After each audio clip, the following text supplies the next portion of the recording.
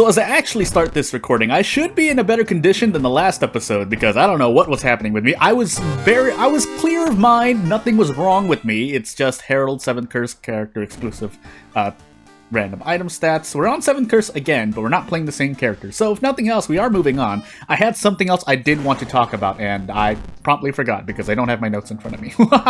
Not that I might not just be focusing on the game anyway, but you know what? We'll make do with what we've got. So we do have 7th Curse, so we can buy an item. Now, is it going to be an item with good stats or a weapon with good stats more particularly? We'll see. So as we get into, I hope I'm remembering this correctly. As we get into Herald 7th Curse character exclusive random item custom character, I don't know why I keep saying the third thing, having character specific perks, because that's implied. But we do have 3 strength, 8 dexterity, 8 perception, 4 knowledge, 5 charisma. We get second sight, and then we get an eldritch amulet. So extra damage against eldritch enemies and ghosts, specifically when you're severing them. I think only when you're severing them. I could be wrong because all I do is sever, so I am a bit biased. But as for this lighthouse, second mystery, strength, charisma, Takshisan, knowledge, dexterity. Every single stat check. And we do have 8 dexterity, but a quick flashbacks will take care of that. And off we go. So there were things I wanted to talk about, but I think let me just look at my mysteries really quick. And if I can autopilot, I will. Because if nothing else, even though there are a lot of things I want to do with this series, one of them is still, I mean, just playing World of War in general is the topic of juggling, multitasking. Not juggling, multitasking. Recluse, Bulletin, Metamorphosis. Oh, wait, we don't have any custom mysteries on this one. So instead, Nails, Recluse, Bulletin, Rider, and Gold. So no Metamorphosis, that might be better? Is Rider? I'm sure Rider is easier, or not easier. But doesn't have a boss fight that's gonna slap me in the face, because event-wise, I could just be suffering. But we do want to take Recluse second. I could take Bulletin first. Did I want to? No, we want to take Nails first, because bosses. We'll take Rider third, just to be safe. But I'm pretty sure I might just be slapping myself in some form, shape, or fashion. The good news is we do have the Eldritch Amulet for Reason Tragedies, but having 3 strength is not going to sit as well for me, but we'll deal with it. 6 damage Army Knife. I almost clicked on the cursed cartridge. Did you see that, by the way? My mouse hovered over. Also, I'm looking over at a dog that's looking for me because I have yet to, you know, go out and pet them, but I fed them already, so they should be happy, but I can go out again. That'll happen after this. So without further ado, let me just focus for a moment because I think there's something else. Yeah, the handcuffs. We have Rider, Metamorphosis, Recluse. No, not Metamorphosis. Recluse, Bulletin. So we do have Forest Investigation. We also have Hospital Investigations, but I'm going to assume I'm going to be entering the forest more often than not. But yeah, as I sit here, I mean, I do have someone around me who plays basically Toby Fox games, and when I say that, I also mean a lot of Toby Fox games. And then I particularly, funny enough, I did listen to, I mean, not just one developer, but I do pay attention to, I guess, the motifs a developer, designer, musician, artist may have made in the past that, you know, they've put out to show. Because I have talked about before how I like to look at basically the traits that creators make. We'll just say creators as a general catch-all term here. For example, when you make a character, what is the kind of character someone likes to make? What is the story behind a character in the case of a story? Why certain plot lines fall the way they do, where certain experiences come from, and that might, you know, it might not all be, how should I say, not cohesive, but there may not be motifs everywhere, and certainly they're not. Sometimes you just write or draw or make music based on what you're interested in. Also, I'm deciding whether or not I can go for a better turn here. Theoretically, I could throw the empty bottle and after drinking the bottle of water, but I think I'd rather keep it. And yeah, we get really close to one-shotting this encounter, but I would rather handcuff tech it. And then we get time skip, but hey, we have 21% Doom. Started runs at 21% Doom. I should be fine. we will drink this bottle of water. So yeah, traits that character has, you know, what kind of hairstyles a character, an artist might draw. And, you know, some people experiment, but how that art style, you know, not all bangs that have a hair split in between the eyes are created the same. Sometimes they're thin, sometimes they're thick, sometimes they're wavy. What kind of waves exist in that hair? What kind of pixels exist on a character for pixel art? And I forgot to take a bath really quickly.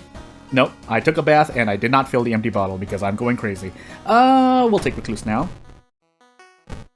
And other things, you know, what kind of beats someone puts down, although music and audio work is by far my weakest characteristic as a, you know, solo guy. But in terms of writing, what kind of characters, how someone writes a character or a specific character with a trait across multiple works. Because at this point, most writers, even though a writer may have a magnum opus or something that 80% of their fan base or audience consumes or enjoys, there are smaller works or other works that a writer may have written, so you can find usually not parallels, but if someone writes, say, a character who's courageous or a character who's cowardly, there might be similar traits in between characters between works, and seeing how that gets fleshed out, whether the audience likes them, how the artist or the writer treats that character moving forward, are things that I usually try to note down, as